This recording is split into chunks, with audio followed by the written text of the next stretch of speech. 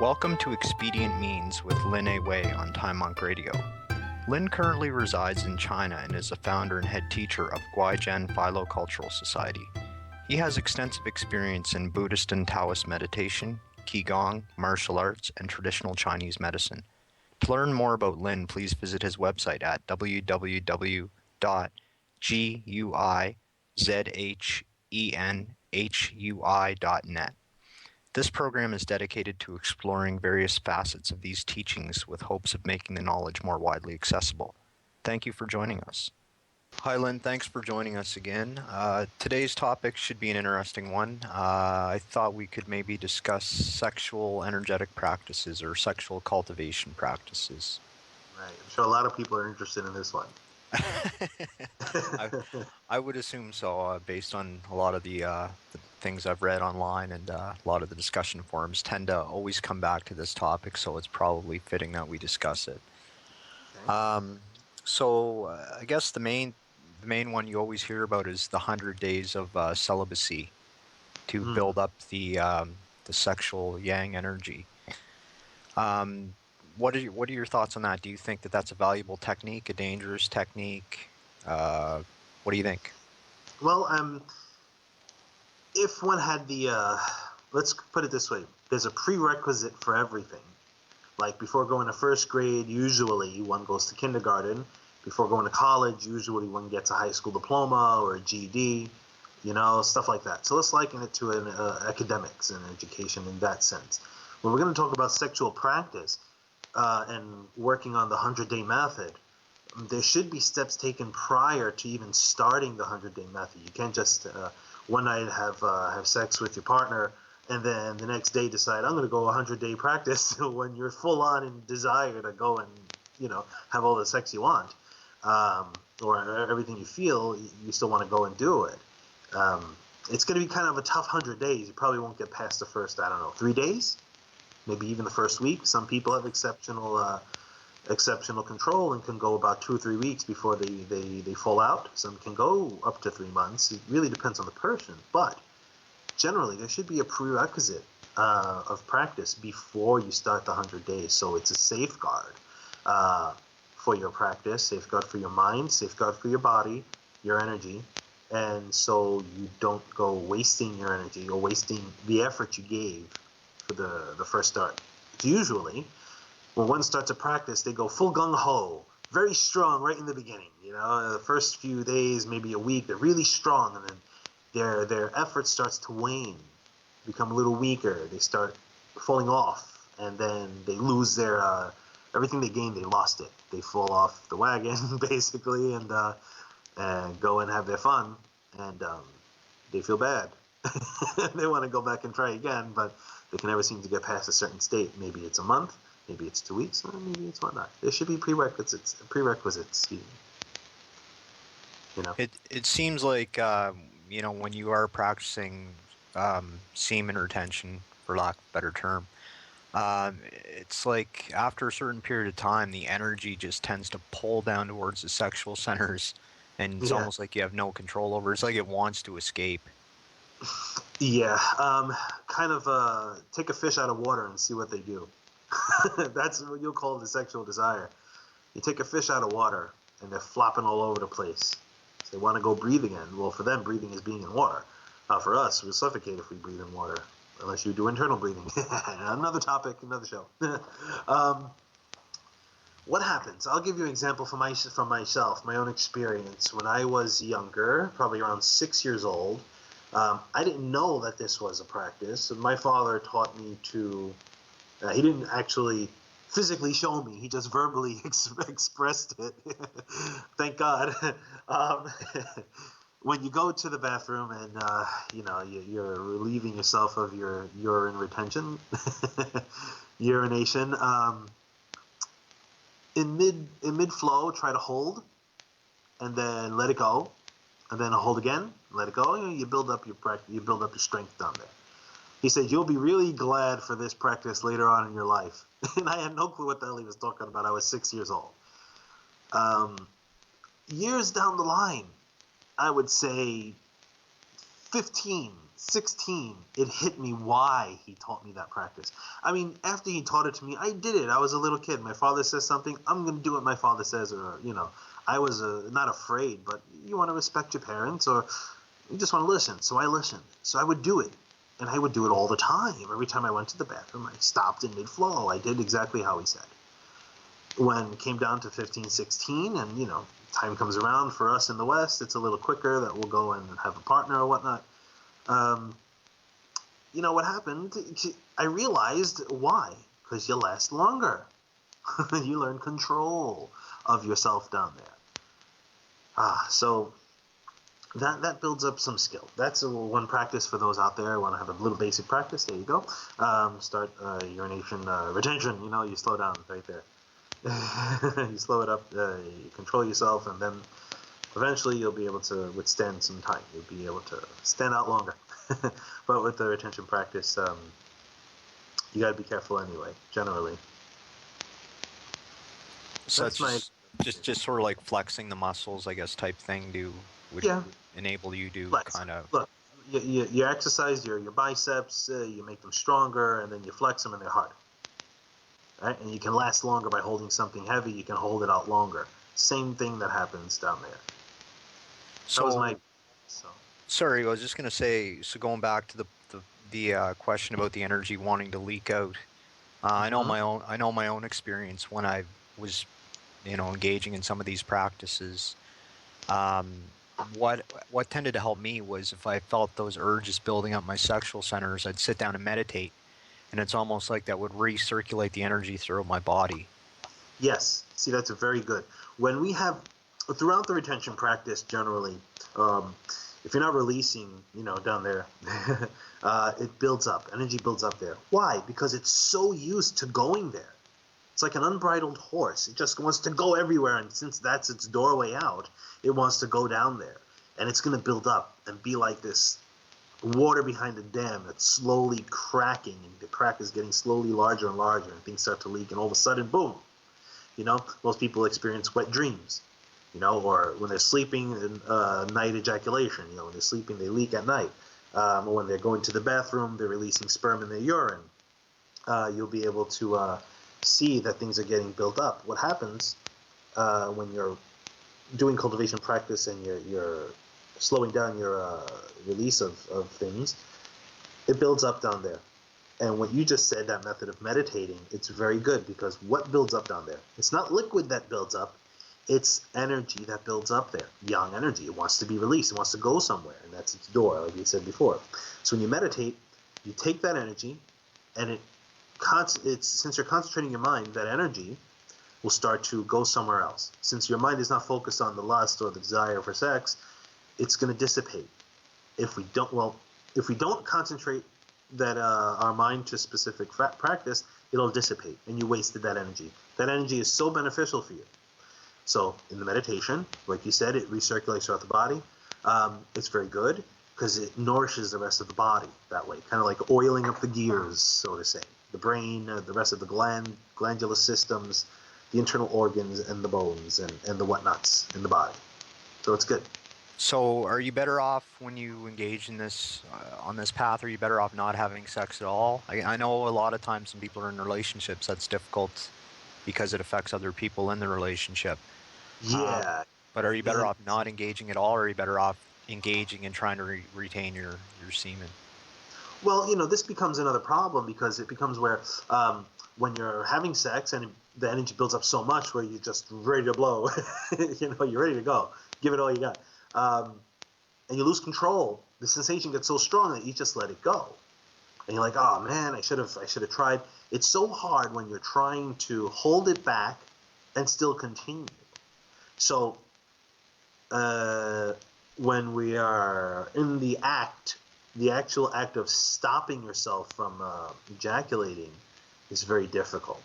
But prerequisite practice allows you to recognize when that point will begin.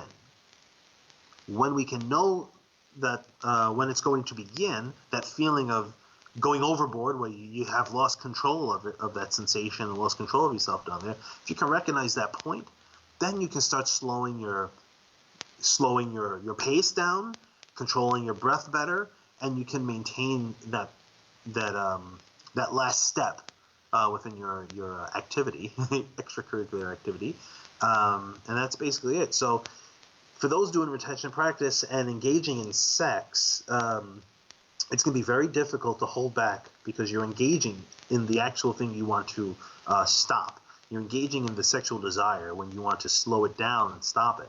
And I've done practices like that before because, yes, it's hard in a relationship when the other person is very sexually active and you're trying to not be so you can go a little further in your own personal practice.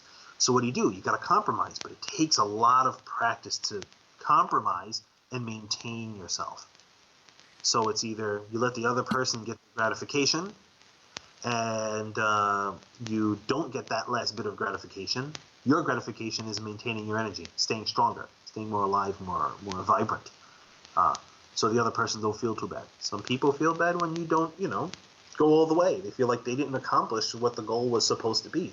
That's really a misconception in the sexual act where you have to have your orgasmic state, your orgasm. Like you must have that in order to have been satisfied. It becomes a greed thing. So it's another thing you want to cut out or change the view of when you're doing your sexual practice, when you're having sex and actually trying to maintain your hold in, retain your semen there. Another thing that I was taught by a Taoist teacher was that the actual ejaculate itself doesn't contain the most jing. She said that most of the jing is actually in the pre-ejaculate. So even if you engage in sexual activity, you're going to lose some of your jing essence just in copulation. Yes, the pre-ejaculation, that liquid there, becoming very aware of how things feel for the man down there is very important. You got to feel when that is about to happen, and it's so subtle and so difficult to recognize that you can't tell because liquids are being swished back and forth in there. So in the urethra over there, you're not really feeling your liquid and the other person's liquid, and getting a chance to recognize if anything is leaking out. People can get pregnant with pre-cum. I said the word. People can get pregnant with that. And it's really important to recognize that feeling so you don't make things happen that you're not sure should be happening, and you don't waste yourself.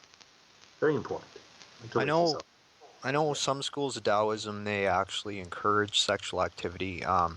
When I asked about this, I was explained to me that it wasn't really encouraged the way people in the West think it's encouraged. It was more for people that are have a very low energy level, so like an older man type thing or an older woman, just kind of get the motor going. It's encouraged, but again, when they do engage in the sexual activity, they don't release.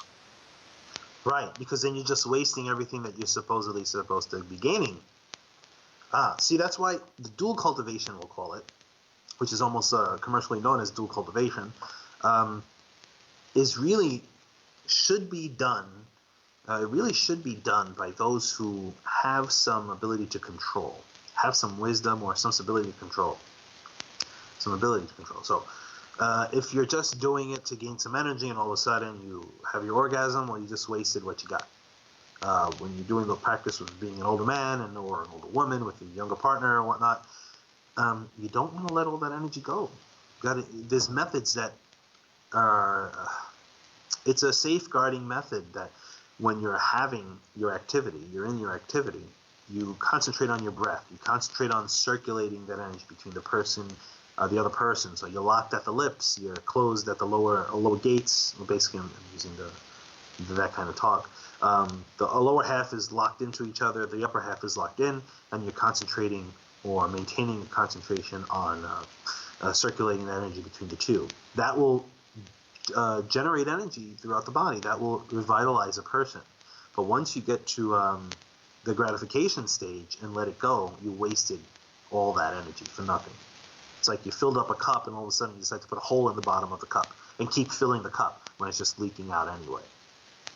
I've heard it said too that internal alchemy is easier for women in the beginning stages, but more difficult in the later stages, and vice versa for men. And part of that was because it does not. This is the way it was explained to me, was that it doesn't matter as much for women if they have sexual relations in the early stages. So men need the 100 days to build up the Jing energy, whereas women don't require that. Is that accurate? Well, you can liken it to having the ovaries would be the woman's uh, gene essence. Okay. Why I say not the ovaries, the eggs. Once you lose a certain amount of eggs, you are you start to lose your life. Really, if we can stop the menstrual cycle in a very healthy way for women, um, you will maintain your ever beautiful state of youngness. You will forever be what was the women like, the forever 16, forever 18, or whatever. At 45, you still look like you're 20. At 50, 60, you still look like you're 25. Why? Because you don't let all your energy waste away from either orgasms, lots of sex, um, if you're a cultivator, and your practices lead you to retain your blood. Ah, interesting. There's practices that help the woman to stop the menstrual cycle in a healthy way. So instead of losing all that toxic blood, the blood actually doesn't remain toxic in the body. It recirculates throughout the body before it becomes so toxic, and nourishes the organs, the internal body itself. Therefore, if you're not losing ovaries, you're not wasting your essence. I'm sorry, not ovaries. I'm sorry. I'm getting a little. The time I slept last night wasn't very long, so I'm losing my vocabulary or train of thought. The eggs. Right. I think they call that in Taoist terms. I think they call it slaying the red dragon. Very cute too, actually. That's Um, great. One other Yeah. thing I've heard, and I don't know if this is accurate from your perspective or not, is that basically men need yin energy and women need yang energy, and that through sexual relations, the women can absorb man's yang energy and men can absorb women's yin energy. Is that accurate? It happens in sex. You have a circulation of both energies throughout the body from both people, obviously. You will get nourished, but if you have your ejaculations, women have their orgasm, men have their orgasm, it wastes away anyway, so you're not getting anything. If you're not having your orgasm, you're not getting that gratification, that circulation of both energies will revitalize the body. When it comes to the men needing the yin and the women needing the yang, if you would just sit on a patch of grass for a little while and concentrate on your breath for maybe a half hour, you'll find that there's a nice balance going on in there. Yeah, Liking but it. it's not as fun though. Not as fun. I mean, you can't do with grass what you can do with another person, now can you? So yeah, it's not as fun. But basically, men and all human beings, all living beings, have the yin and the yang in their bodies, or throughout their whole entire body, whatnot. So, if you want more of either one of those things, there's just the way to do it. The way to do it is either, if you're not having sexual activity, you're doing quiet sitting. You're stopping the discriminating your mind, and you are nourishing both the mind, thus the body, with a balancing of these two relative energies, yin and yang, thus the rest of the elemental bodies in the human body itself. If you're having sex but retaining, then you're doing a much more physical exercise and getting the blood and chi moving, racing the heart, and retaining, so that will cause your energy to be saved and nourishing the body itself. So you will have that yin yang exchange going on there, and it would be beneficial. I don't know how in depth I should go into this, but I know there's also rumored to be practices that are sort of left-hand practices where people can steal energy or vampirize life force, etc., from their partners. Are you familiar? Again, I don't Yeah, want to get too in depth and give people methods to do this, but are you no, I'm not familiar going to with give any these? methods for it. I'm not going to give any method for that, because that's just like giving a child, a 5-year-old, a gun and telling him to go play cowboys and Indians with his friends. No methods on that will I show, but tell. But yes, that does happen, and that's terrible. I mean, even it may not be that the partners know that they are doing it. It's just that their habit, their lifestyle, and the way they have views, see things in the world, cause them to have a habit of taking, being needy, greedy, like the hungry ghost, not getting satisfied. So it may just happen, if you're ever just not even having sex with a person, just being in their presence, with a man and man or a woman and woman, doesn't matter, and you feel drained by talking to them or even just being in their presence. It's so regular for them that maybe it's that they're draining you without even realizing it. It's not that they're taking away from you and filling up their cup, but it's just lowering your vibration. I mean, if they were really taking from you such a great amount to be so profound, I mean, you would probably collapse on the ground and be sick. But they'll take enough where you start to feel a little weird, feel a little uncomfortable, feel a little dizzy, feel a little weak, fatigued, or whatnot. It may just happen without the sex part and without them knowing, just because of their lifestyle habits and the views they hold. When it comes to one of the people actually knowing what they're doing, that's really terrible. It's like having a power generator, an electric generator, plugging in to charge it. I guess that's what happens with the generator, or having a car battery that you can charge up, and then you have that charge of energy in there all the time. You plug in the positive and the negative, hence the sexual intercourse, the positive and negative, the male and the female mixed together. If one of them knows how to pull energy away from you and store it for themselves, keep it for themselves, harvest it, you're going to be drained out pretty bad, and that's not fun. It's not fun at all. It happens. Evil cultivation. It is not nice. Yes, so that's just a good way of going down the wrong path, going down the evil path of people call it energetic vampires. You have them in certain cultures, in Chinese culture, and the Chinese spiritual culture. You got it there. In a lot of different cultures, you got different types of vampires. When it comes to vampires, that word, we usually think of sucking blood. Well, what is that doing? That's sucking essence too. It's just more physical. And sex and pulling energy is very physical too. I mean, some people can do it just by standing next to you and consciously do it, knowingly do it. That's not fun. The vampire stories are even, in a lot of manners, intimately linked with sexuality. I don't know if because that's conscious or subconscious. Well, it's linked sexually because it's such a. I'm not saying sex is gross in the disgusting way, but it's such a gross manner, a very mundane, dense manner of that kind of expression. I mean, when we're dealing with sexual energy, you're dealing with straight up raw energy. So that's why I'm using the word gross. Not as disgusting, but just being very dense, strong, dense, raw kind of energy. And when it's done in the sense of taking for one's own specific benefit, you become very yin. Think of a black hole. It's a very yin. Okay, it's just the epitome of yin, a black hole. The actual movement of energy is the yang aspect of the black hole, but the sucking in energy is also its yin foundation. It's yin nature. So you begin to, the person who does this feeding, I would say, starts to become a little bit paler. Yes, they become paler because they're becoming very yin, very ugly, very dense, death-like, cold-like. They become very old-looking. They could be pretty-looking too, just be very grayish, palish color. May not be so profound, but it can be one marker of recognizing it. Their daily habits, how to recognize these people, their daily habits, you can see how they act. I mean, they may not just be sitting there drinking coffee in a coffee shop, hanging out with their friends, just chilling out, having fun. They could probably do that, but most likely not. They would have a more quiet, taken back way lifestyle. You may find them in bars. You may find them in high-end bars, classy bars. Any type of place where it has the sexual air around it, because it's a very easy way to find suckers in that place.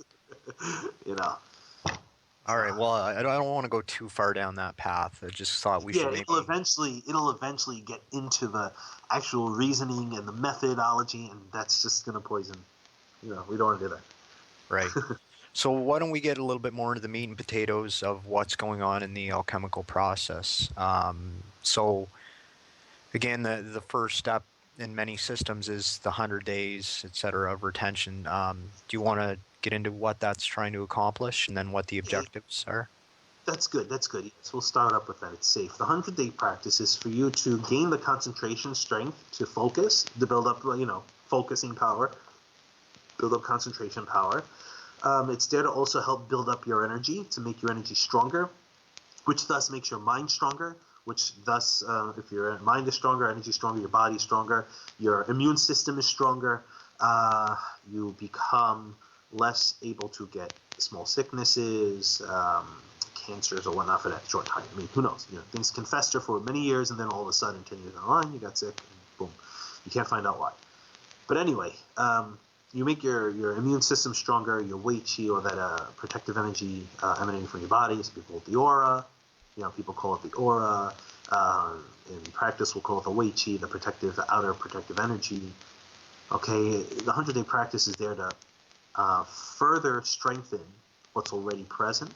And if it's not present, the prerequisite is to start practicing slowly, stopping your habits of desire, watching sexual movies while listening to sexual music with sexual connotations, images of a sexual nature, speech of a sexual context. These things we want to correct so we don't have them influence us when we're ready to go the 100 miles, the 100 days, Then when you get the 100 days, what happens? Well, you're pretty good. You got some good stability there. You gain some Kung Fu, skill. Kung Fu is skill. You gain some skill in practice. And now you can go for the rest of the next step of practices. I mean, the 100-day practice is just a small step. You got past it. You're not a sage. You're not an immortal. You're not anywhere close to getting there. You're still just, wearing diapers, but now your diapers got a little bigger. Yeah, that's all it is. It's a small little stage, and it's a very important stage. If you're not with that stage, and you're taking on some high level practices, basically you don't have the skill from that practice of the 100-day retention. You probably aren't going to make it very well with the rest. You're not going to get anywhere very far. If you have the skill, but you didn't do the 100-day practice, retention practice, but you have the concentration skill and you have good control over yourself, then it's still okay. It's still fine because you either maintained or you've had and maintained that internal strength of good concentration, and you're not falling off and chasing after your sexual desires. So essentially, the way I've heard it explained, by various authors and teachers, is that you're building up your yang energy to a point where it's almost overflowing. Then you either, I've heard different methods, sometimes consciously, sometimes unconsciously, send that energy up the spine to Right. awaken things. What are your thoughts on that? Well, after you've gotten a high vibration of yang qi, I mean, if you reach a full pure state of yang qi, then you have no outflows, you have no leakage of energy, you have no chasing after what your senses tell you is the real deal or whatnot. You've attained some great wisdom right there, and every other practice is unimportant at that point, except to go further and to awaken 100% your great wisdom. But when you got this high vibration of yang energy, what are you going to do with it? I mean, you can't just leave it there and let it sit there. What are you going to do? It's going to waste away. You send it up the spine. You move it. The microcosmic orbit everyone talks about is good for being used at this point. You breathe in, you let it go up the spine, bring it up to the third eye, you bring it up to your crown, you let it, as it's going up, it'll do its magic to the rest of the chakras, the rest of the energy centers there on its own. It'll loosen the spine, free the spines from some obstructions of tight muscles, maybe air pockets, carbon dioxide deposits and whatnot. Harden the muscle, like stiff muscle, crystallized substances within the muscles, or whatnot. It'll loosen all that stuff up in the spine. It's very important to have a loose spine, springy spine. And once that breaks up through the C7, it breaks up through that little we'll call it the we'll just say that it's like the joint that lets you move your head back and forth. You know, that portion of the C spine that lets you do that, the C7 spot right there. Once it goes up there, you're free flowing from there, man. You're going right up. That energy will shoot right up to the crown. It's really good. It'll make its pathway. I mean, it'll go slow. Some will go fast. Some will go slow. That energy will go up. Maybe there's just enough yang qi to go up to like the lower lumbar region, to the middle of the kidneys. Maybe it'll go up only to the second chakra, the third chakra. And then you just got to continue to practice to build up your chi. And it'll shoot eventually up to the fifth, and then the fifth chakra. You know, it'll make its way up the spine, up to the crown. If some have maintained a very deep, strict, and constant practice within the 100 days, I mean, every day cultivating, not just sitting there, I'm not going to let anything leak out. No, you got to practice. You got to do stuff. You got to charge yourself up. You got to practice some Qigong, you know? So you follow the method, and maybe it's full. Maybe it got so full, it's overflowing, and boom, it just shoots right up to the crown. Now what? It shoots out and showers over you, and then it just wastes away. Don't let it shower over you like that. Let it go right up to the crown. Let it sit there for a little while. Circulate it. Bring it down with all your concentration you can. Give it all you got. Move it back down the front of the body on the the Ren channel, bringing it down back to the Dantian. Let it circulate up there, and then let it just move out throughout the rest of the body, filling up the rest of the channels of the body, meridians.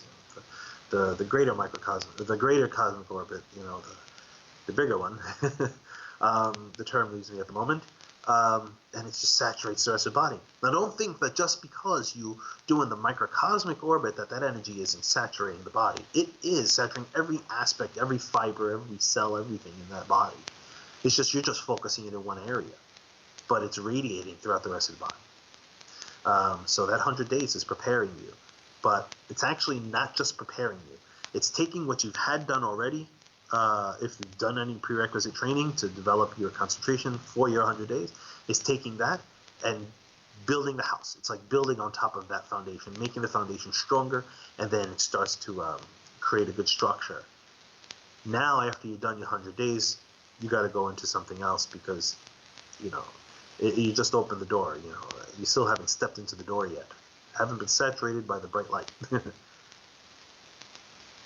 So the alchemical process is referred to as refining Jing into Qi and then Qi into Shen, which I guess would be translated as Jing would be the sexual essence, Qi would be energy or vitality, for lack of a better term, and Shen would be spirit. So at which point in this process does the Jing become refined into Shen? Is it when it hits the top of the head, or is it more subtle than that? Well, think of Jing like water. Okay, literal water. You put water in a pot, you start the fire, and now you're heating the pot. And what happens to that water when it reaches a certain temperature? It begins to bubble. That means it's starting to get so hot that it's going to start evaporating. What comes to the top? Is it the water in the form of water that you put in the pot, or is it the steam that rises? Now, water is not called qi. Water is just called water. What arises from that water as it reaches the temperature for boiling, or its boiling point, is steam. That steam is called qi. That qi rises. Where does it rise? It rises to the ceiling if you don't have something covering your pot. Just like in your body. That jing is like a liquid. It's called like a nourishing liquid that runs throughout the bones, and runs throughout the body. Okay, not bones, the body. It nourishes the body. When the body is heated up, that means yang. Okay, fire is like yang. Okay, heating up, heating up, heating up. So when you're concentrating and you're retaining your water, it builds up pressure.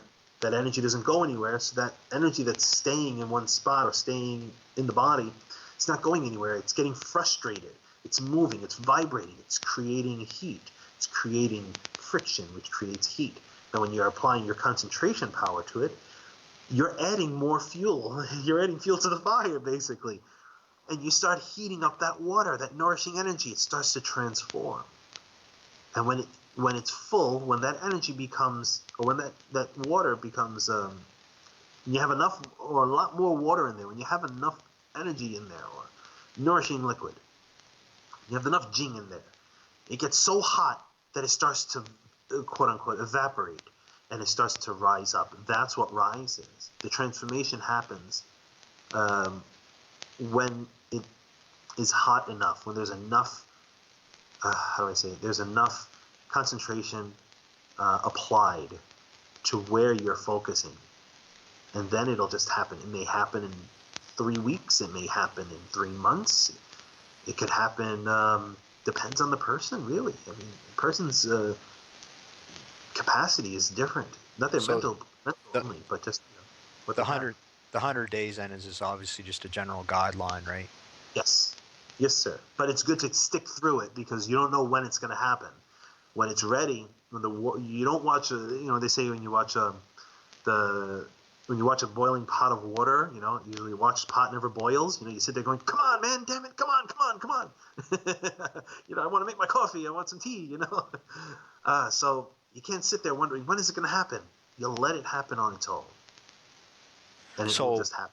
Okay, so after the 100 days, say you've achieved this, you've got the circulation going, you open up your orbits or whatever. Can you then just go have sex freely? Or are you good to go? Oh, I wouldn't do that. I still want to maintain. It was a rhetorical question, but you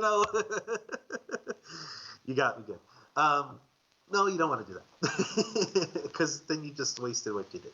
You'll have a lot. You'll have a good storehouse, and it'll take maybe a few times of ejaculation to waste it away, but it will waste away. You don't want to do that.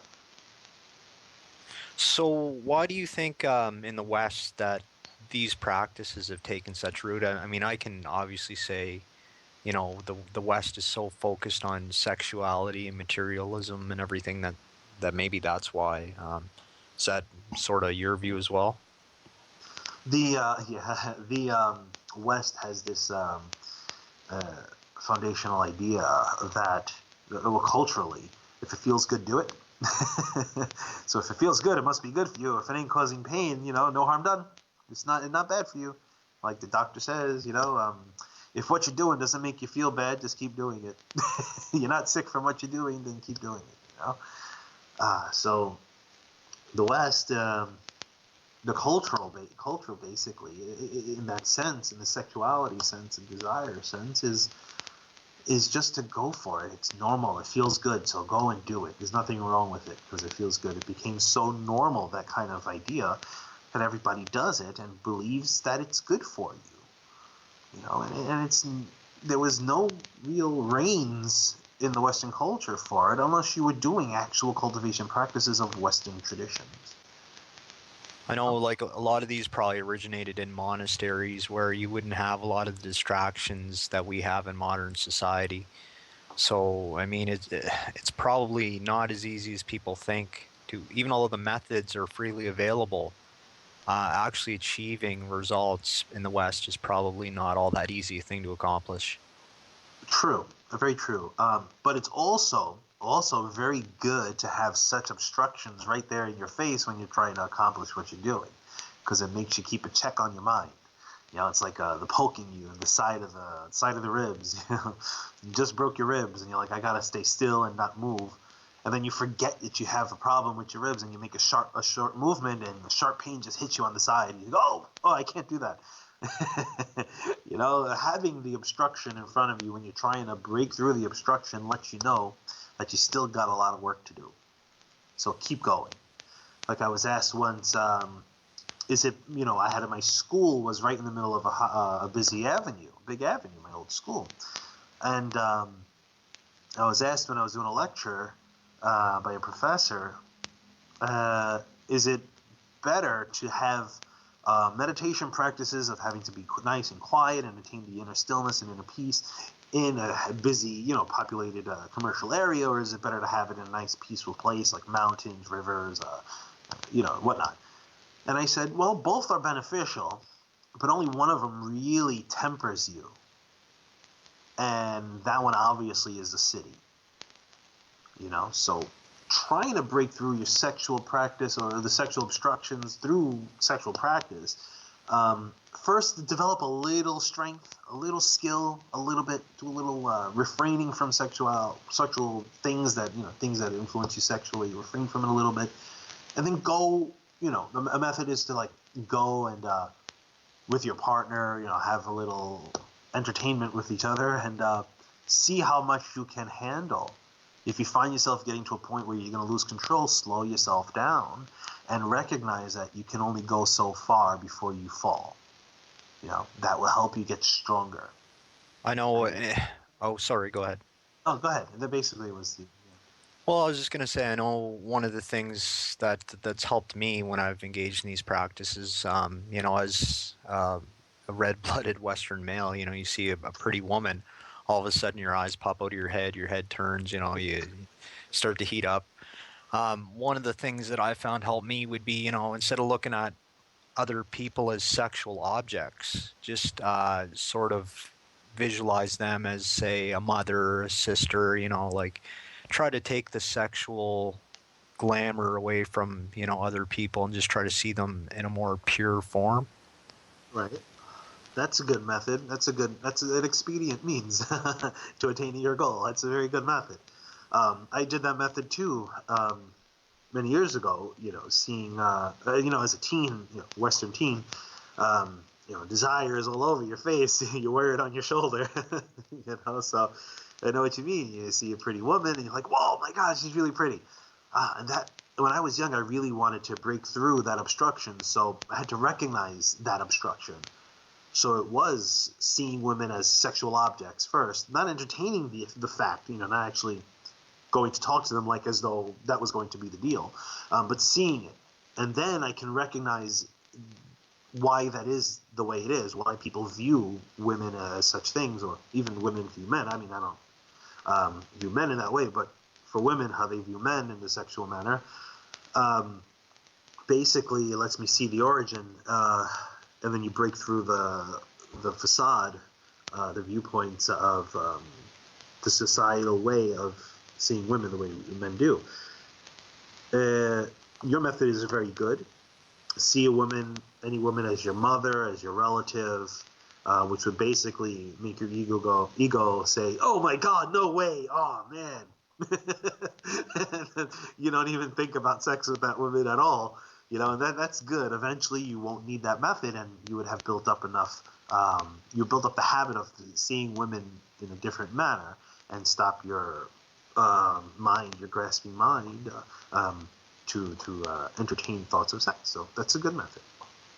Once I started to get a little bit of juice behind the practice, it's funny because some of the women that I think other people would find very attractive, yeah, I'd start to almost see their energetic pattern, and they'd appear, repulsive to me because it's almost like you could Right. see behind the facade. Yes. I've gotten that state too as well. Mm. That, And and and that, and conversely, people that aren't necessarily physically as attractive become, if you can see them in that way, some of them are actually more attractive, or more, I guess attractive is a good term because it sort of eliminates the physicality from it. yes, that's very good. The happened for me the same way. Eventually, I had none of this idea. Seeing a woman, the first thing you look at is their chest, or their rear end, or their legs or something, or their face or whatnot. You lose that habit, and you realize that it was just a habit. It wasn't something natural. It was conditioned. So we can take that example you gave and realize that sexual attachment is really taught, is conditioned. And if we want to break through it, if we want to understand why we're being pulled, instead of saying, oh, it's natural, it's a natural thing, a man is attracted to a woman. Sure, I mean, that's just the way things are karmically. I mean, sure, but our views aren't. Our views are taught to us.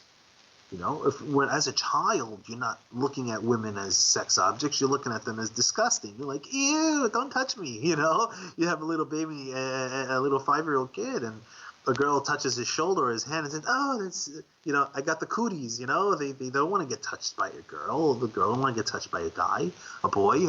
They don't have that feeling. It's very much neglectful of that habit that they gain as they watch things in society. So they get taught how to be a certain way, and then eventually they think it's just natural, and they're actually conditioned. So once we can realize that mannerism, we can break free and go further in our 100-day practice and further on afterwards. Yeah, it could also be a whole separate show on its own, but I mean, Western culture kind of shoves that down our throat, right? Sexuality and Oh, attraction and definitely, all. 100%. If anyone wants to debate me on that, please, my I can give you my contacts, and I'll tell you there's no reason to debate. I have nothing to gain. All I would tell you is look at the music that is out there for little children. Very simple. I don't care if the parents let them watch it. I don't care if they find it on their own or if it's inevitable for them to find them. It's there, and it's there not because someone says, "Let me make this music and see what happens." They think it's normal too. So let's just It's try to find the origin of these things. it's. I mean, obviously, I would say it's intentional. You know, be intentionally being done to. I don't want to say lower our vibration. Maybe that's a good way to put it, though. Hmm. Maybe to distract people from what's really going on might be another way to put it. Look, if you know that doing something drains someone's energy and makes them submissive, and you put out that specific thing out there, it's on purpose. If they don't know that that's what happens when you do certain things, if people know or people don't know, then we really got to look into it. All I'm saying is, if I know that in promoting sexual things, sexual things of sexual nature out in public is going to make people grasp at them, make people lust over it, make them greedy, make them angry when they don't get it, make them do ignorant things when they can't attain what they're looking for, and I still do it. I'm doing something wrong. I definitely am doing something wrong. I know it's the wrong way. If I know that's the result, and if Uh, I believe it's the right way, I gotta really, and I won't know the difference. But if I do know the difference, then I gotta find out why I'm compelled to do such things. yeah, I agree. Well, I guess we're getting close to the end here, Lynn. And again, I know we just scratched the surface, but is there any other points you'd like to add? Yeah, actually, I want to give two methods of practice. I said one a little earlier, but a basic one for those who are really liking, who feel their affinities with the sexual cultivation and whatnot. You got the 100-day retention, which is very good, but you need a prerequisite to that, which we talked about earlier briefly. I'm not going to go into it now. People can contact me if they want certain methods. Just let me know your history, what you've been cultivating, so I can give you something that fits for you, possibly. So generally, a basic method for those who want to engage in dual cultivation, sexual practice, a general basic method, you with your partner put your tongue to the roof of your mouth, and when you both are locked at the lips and the lower half and the upper half are locked in together, embrace each other, keep your eyes nice and closed, breathe in, breathe out, keep that nice consciousness there, be conscious of what you're doing. And when you're about to feel, remember these words, about to feel like you're about to reach the climax, the high point of your little escapade there, try to slow down your breathing. Slow down your breathing, slow down your pace, and just inhale through your partner back into you, into the dantian. Let it just radiate in throughout your whole body and circulate back into that person. Whenever you feel like you're getting to a high point and you can't control anymore, slow down your breath and slow down your pace.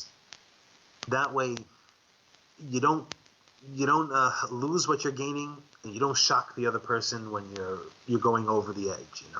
You may think it's good to have the orgasm. It feels good, but really, it just wastes a lot of energy.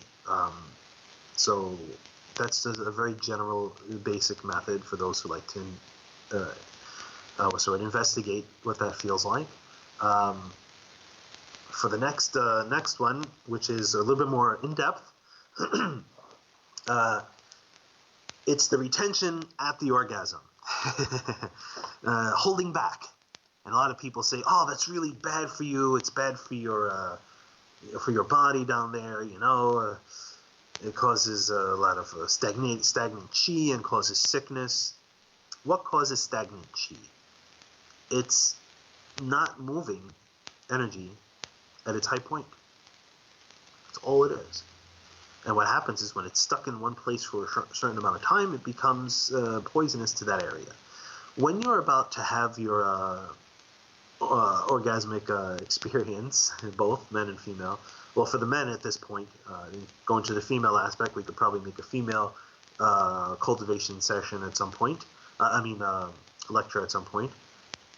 For the men, remember these words too. When you feel you are about to feel like you're about to get to that point, start slowing down and hold. Then, when you get your sensation, the orgasmic sensation, I would suggest you don't leave yourself inside. You got to take yourself out because you could get an accident if the person moves. Things may get released. Okay, so you don't want that to happen unless that's your intention. When you're pulling out, I'm going to be just very raw about this. When you're about to have that orgasm and you hold with all your might, you pull out slowly and hold and inhale from the tip of your friend. Let it go right up the spine, right over the crown, right back down into the dantian on the inhale. Don't let it go down there. Keep that locked down there as hard as you can, but don't hold too hard, just enough where you know nothing's leaking out. Okay? If you're still locked at the lips of the woman, that's good too. She'll gain some benefit from that. Just, let her know to when it's time for your orgasm, let her know that it's happening so she can inhale also to her dantian as well. Let her radiate that energy to her body. Now, what that's going to do is you'll have your orgasmic feeling, and I don't suggest you do it all the time. This is just for those who have the skill to hold back, have the skill of moving their energy with their concentration ability. So this is a little bit more, you need a little bit more skill underneath you. You need some practice there. So don't do this right away and think you got it, because you're probably going to end up urinating all your sperm out, and it's just the same as though you had your ejaculation period anyway. So you inhale, let it circulate throughout, and keep doing that until you feel that heavy feeling, that heavy sensation down there releasing or moving out. When you start to feel like things have gone back up, just for the sake of saying, because the feeling feels like it's going back up, then it's good. Then you continue the circulation for a little bit, and then you know that you can release without things coming out.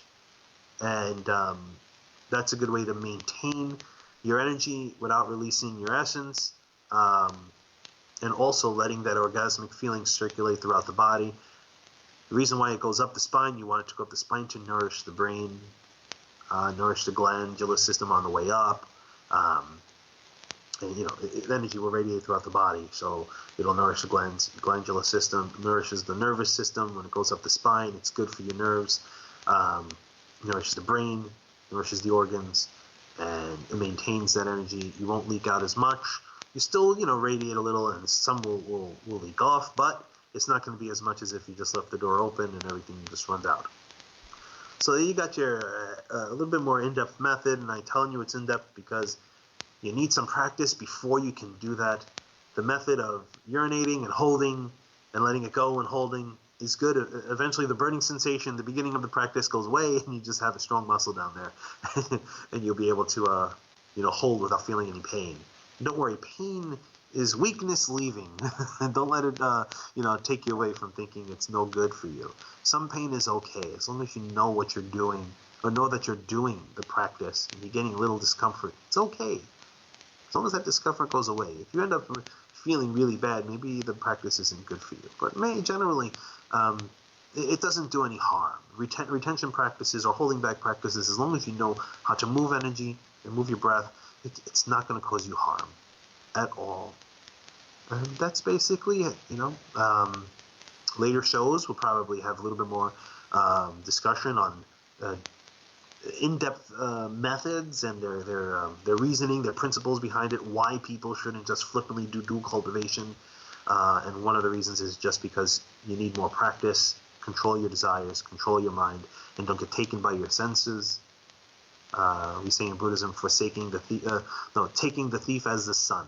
It's basically letting the thief come into your house and making it as though he's the nicest guy in the world while you're cooking him some dinner. He's robbing you. Okay, that's what our desires do, our senses do. So that's basically that. All right. Well, thanks again, Lynn. I hate to say sex sells, but I have a feeling this will probably be one of the more popular topics.